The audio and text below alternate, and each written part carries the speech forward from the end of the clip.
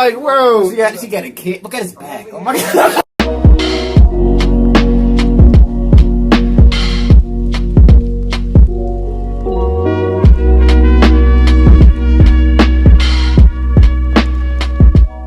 What's up, and welcome back to another reaction. This is how Russia could collapse again. Yeah, man, it's definitely a possibility, man. Because when you think of Russia, you think of it as this one giant ethno-state of Russia. You know, there's Russians living there, but no, there's actually smaller enclaves of minorities living in the state. That's actually, it's like their own autonomous regions within Russia. Like they don't have no foreign policy. Their foreign policy is handled by Russia and all that. But the way things are going in Ukraine, you know what I mean, the whole world is united against Russia in a way that we've never seen before. I mean, it's just the way the world's been going now. It's the global system that America's been setting up steadily and impactfully after the Soviet Union fell. They had this idea that they were going to have everything based on the dollar, and that everything was just going to have to be spent through their currency, and that every state around the planet was going to get with the program. Even a successor state of the fallen Soviet Union, which had failed its own economic toils. But yeah, the way the world united against Russia right now, sanctions, they're striking their millionaires, their billionaires, their property that's not even located in Russia, that's located in other European countries, is being confiscated. Is that even legal, really? I mean, the whole fact about stuff when you buy things that you actually own it, and that through trial that it can be then be confiscated from you or something like that if you actually go through something that proves you're guilty or something like that. But just to take someone's property and to confiscate it through sanctions, I mean, how does that hold up against the idea that the money is yours, that things you own is yours, if the government can just take it from you because they have sanctions or something like that? I mean, we're not at war. I mean, if you're at war with Russia, then that would be different, because then that would be raiding, and that would be something, looting, whatever you want to call it. But we're not even at war. But they justify the sanctions, and the way it's affecting Russia right now, Ukraine, they're bogged down. They're not making any progress, really. They got pushed out of the north, and now they're focused in the Donbass region. They're making steady progress. Not really even steady, slow, but steady progress, but they are inching forward. It's just the logistics, man. It's just very bad. The leadership on the ground is very terrible. It's not like the United States where you have like these like you have like the corporals on the ground who's able to make the decisions at the point right there. They're just not connected in that way. It's just generals, and then they're talking to like a whole battalion. It's a mess. Then you got like small groups of small little tangent groups going out and like doing little pinches on big forces and like big defensive forces. It's just not going well for Russia, and the money that they had accumulated over the past decade is fading, and the fact that they can't access the global market is going to be catastrophic for them. But who knows? All this just may be a perfect distraction for China. He may go ahead and take Taiwan. Everyone's focused on Russia. Let's hop right into the video. Road to 10K. Let's get it. This is a photo of Anatoly Chubaish cashing out at some ATM abroad. Who is Chubaish, you may ask?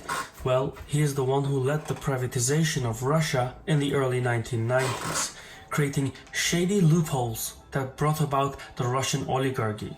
Chubaish then helped Putin into office and later promoted Russia's passportization policy, a tool for extraterritorial governance, military intervention, and foreign policy.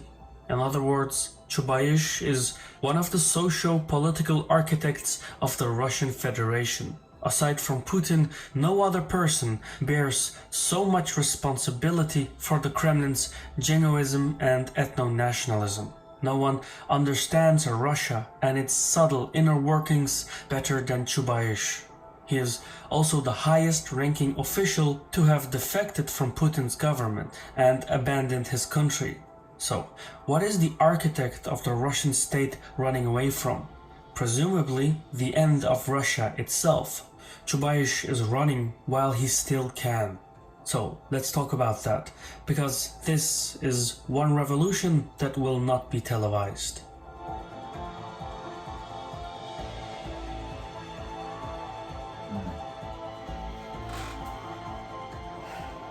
Russia fell, man. That'd be wild. Today's video is sponsored by Ground News. Conflict in Ukraine is still going strong, but most stories are confusing and inconsistent. I'm using Ground News to cut through the noise. Look at this story about the contents of Biden's new weapons package for Ukraine, worth over $700 million. It includes HIMARS rocket systems.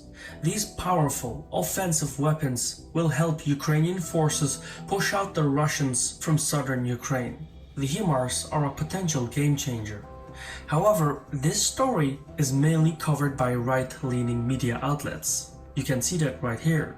Only 17% of the left-leaning audience will have access to this story, even though it is of strategic importance. If you scroll further down, you can even identify the sources covering the topic and what political bias they have. This is interesting. One of the sources is the state-owned Russia Today. Just click on the icon and you will instantly access its bias ratings and ownership. These stats are based on the ratings from independent news monitoring organizations. What Ground News is offering here is an extremely valuable tool. No other website has anything remotely like it.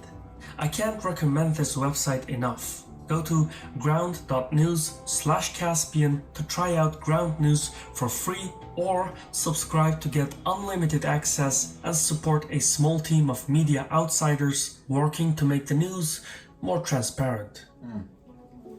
Might just check that out, man. Territory is like the sea. It ebbs and flows according to the forces of nature. Britain was once a remote colony of the Roman Empire, but eventually grew into a metropolis of a new empire. Meanwhile, Poland, the center of gravity in Eastern Europe, disappeared from the map when it was divided in three by its hostile neighbors.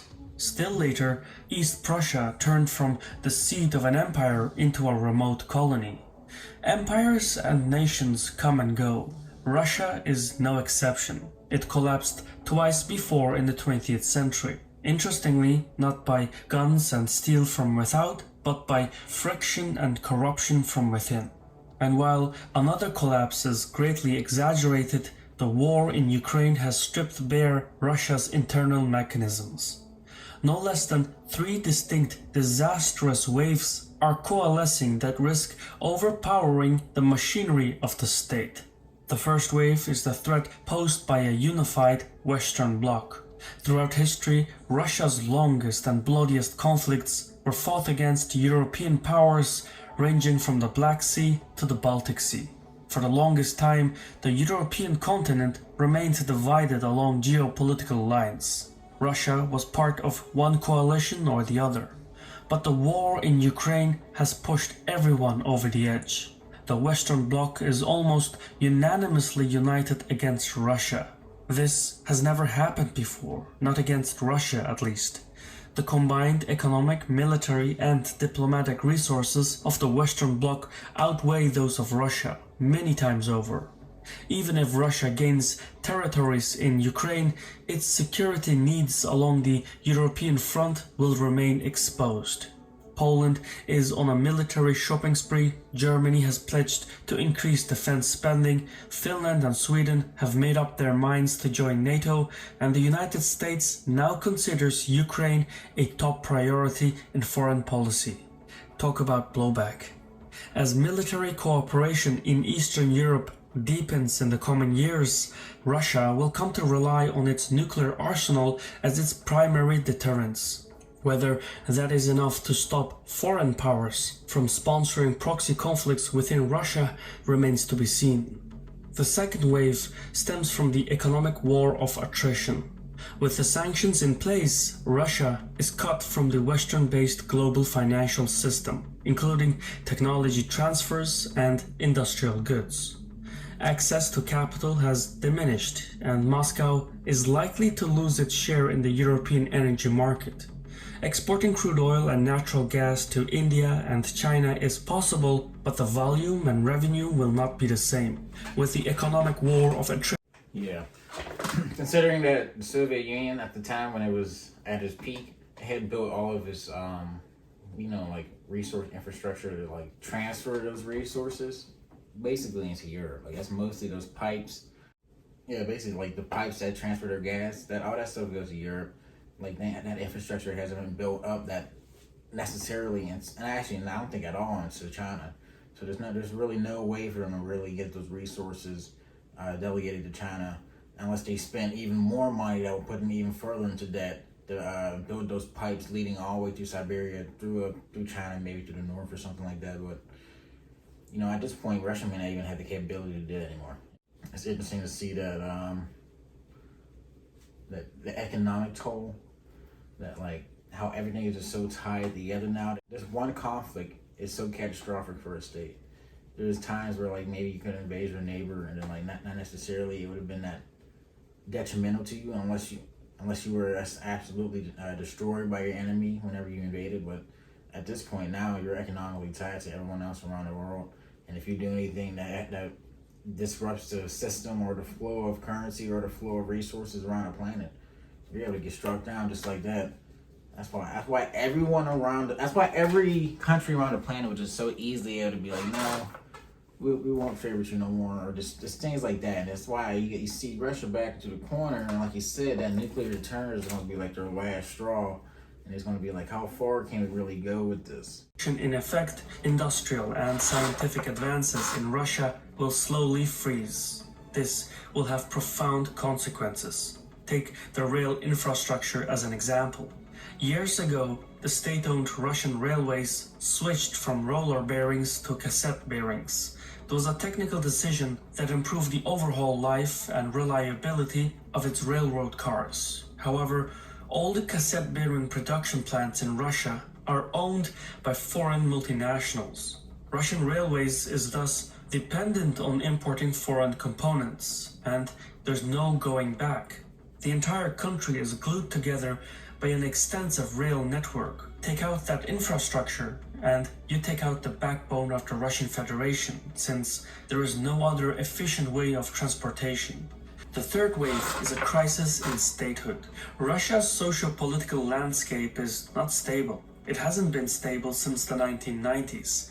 State institutions are riddled with corruption. The rule of law only applies to those who cannot afford to bribe their way out, and the imbalance of its political elite is enormous.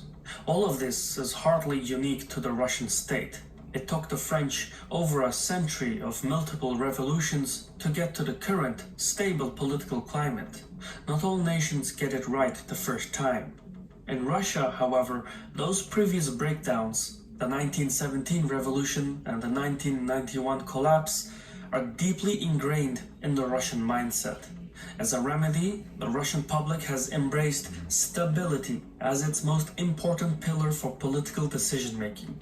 Stability at all costs has been the case since the disintegration of the Soviet Union. However, over the years, that same stability has started to crumble under its own weight. Russia's civil service and public administrations are too poorly organized to withstand the coming socio-political disaster. It goes without saying that these three waves are connected in non-linear ways. They form a perfect storm of social unrest, foreign intervention, and economic collapse.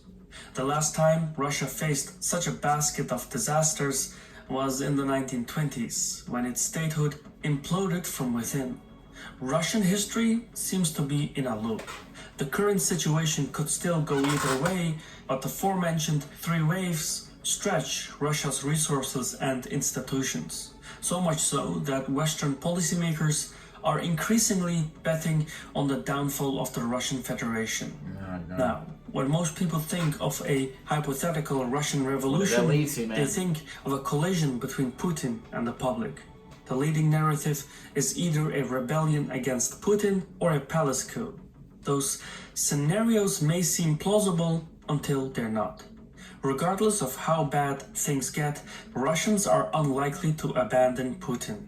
According to Russian sociological research organization Levada Center, approval for Putin sits at 83%, which is an increase of more than 10% compared to the stats in January.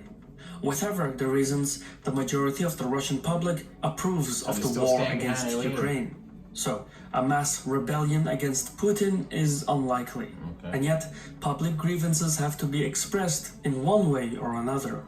Instead of a palace coup or a revolution, we could see civil disobedience directed not against the central government, but against the local authorities. The thing is, Russia is not homogeneous. While the political elite in Moscow can ignore social unrest, the regional governors cannot. When basic commodities become scarce and when the quality of life diminishes, it will be the governors and mayors who will be blamed, not Putin or anyone else in the Kremlin. Regional leaders will be found guilty of everything, from corruption to treason to decadence. So, what is happening here and now is that Russia's regional authorities are stocking up on food supplies as much as possible. When resources become harder to come by, federal regions could start falling out of sync. They won't declare independence, but they will start acting in the best interests of their respective regions, even if that comes at the expense of other federal regions. Think of regional checkpoints, de facto embargoes, etc. That is how a hypothetical Russian collapse would go down. If the efficiency of Russia's rail infrastructure decreases, or if transportation is disrupted, de facto economic separatism could take shape. It would be a subtle change. No one would be shouting it from the rooftops. Case in point, self-preservation could steadily turn into tribal politics. By acting in the best interests of their respective regions, the regional authorities could end up breaking the norms. The Tatarstan Republic, for instance, could set up internal customs on its borders with neighboring federal subjects. At the same time, the Dagestan Republic could stop complying with Moscow's legislated sanctions and start importing and exporting according to its own needs. Frictions like these would be the first signs of internal decay, and the West would support this phase rather than prevent it. Eventually, economic separatism would turn into political separatism as the momentum builds. German, Polish, Ukrainian, Turkish, Chinese, and Japanese officials could then start talking to the regional authorities, bypassing the lawmakers in Moscow. As more nations start negotiating with the regional leaders, new allies, markets, and resources will become available, which would spur even more decentralization of Russian power. All this remains unlikely, but not impossible. 1,000 bushfires can take down an empire. Some of these regional states would be democratic and lean towards the West. Others would turn to authoritarianism and come under the sway of China. Still some, especially in the Caucasus, would fall into conflict with each other, while others, like Kaliningrad, Karelia, Vladivostok, and the Kuril Islands, would look to join the nations to which they belonged before World War II. Some regions would become wealthy, and others would see a decline in living standards. And still some, like in the Siberian territories, could depopulate. Without centralized and subsidized transportation of goods, cities like Chelyabinsk, Novosibirsk, Yekaterinburg, Omsk, and Krasnoyarsk could have difficulty meeting the needs of their populations. A collapsing Russia would be the greatest geopolitical project of the century. The ultimate danger stems from Russia's nuclear arsenal. Should the Russian chain of command collapse and the Russian territorial integrity break apart, it would be nearly impossible to secure all of Russia's nuclear sites. Non-state actors, rogue factions, and regional warlords would seek to obtain nuclear components. Even a single, unaccounted nuclear weapon would be a catastrophe. An international task force would likely be set up in the aftermath of a collapsing Russia, but the nuclear question would present an extraordinary threat. Once more, the collapse of Russia remains unlikely, but if it does happen, it wouldn't go down the way Yugoslavia did. There wouldn't be a single revolution in the capital. Rather, Russia's collapse would mimic the subtle, silent downfall of the Spanish Empire with all its ethnic and geographic divisions. When Putin started the war, he planned to bury Ukrainian statehood. Now it seems he may have to dig two graves. I've been your host Shirvan from Caspian Report. Yeah, that's why. Whew. If Russia broke down like that, the whole political state in Europe would absolutely change. We have these small states along these borders in Eastern Europe with bigger states like Poland. Would Poland absorb some of these smaller states? You know, Belarus. I said Poland. I don't think Poland even borders. No, they don't. So maybe like Belarus will probably absorb some of these little states. Finland, Kazakhstan, maybe Turkey. You know, some of these Romania, Moldova, all these like Ukraine possibly. I don't know, but yeah, I don't necessarily know if it would be in the West's interest and necessarily, you know, and support the downfall of the Russian Empire. Like maybe a potential change of government, a coup, like something like that, but to destroy the overall integrity of that heartland right there, like I think that's pretty much central to the balance of power in that part of the world. Because if you disrupt that, then China's going to have a free for all in all those little small states right there. That's along the Siberian. Are you serious? They're not going to have the military capability to ward off China. Pretty much, China is just going to slowly creep in and probably eventually just annex those countries. I mean, if they even become independent, like who's to say that most of those states, if they do, if they do leave Russia, if it like collapse or something like that, that they would be recognized by other countries around the world. Like how would they be able to gain those resources, like you said in the video? Like, so how long would they survive? For some states to clear more than other states, so they'd be able to access other countries to trade more. I mean, it's not going to be like this big thing, and they're going to have two warring states that have nuclear weapons possibly. It's going at it. So who knows, man? It's I don't know if that's necessarily a good thing if Russia fell. I think it's probably just in the best interest that you probably kept it in some way, to an extent, along that region of the world. I feel like it's very important for the balance of things. But yeah, man, this is an interesting video. Let us know if you want to see more of these Caspian Report videos. Make sure you go check him out, man. Very good quality videos. I was watching him before I was even doing YouTube. But yeah, hit that like button, subscribe, and share. Road to 10K. I'll see you next time. Peace. Da da da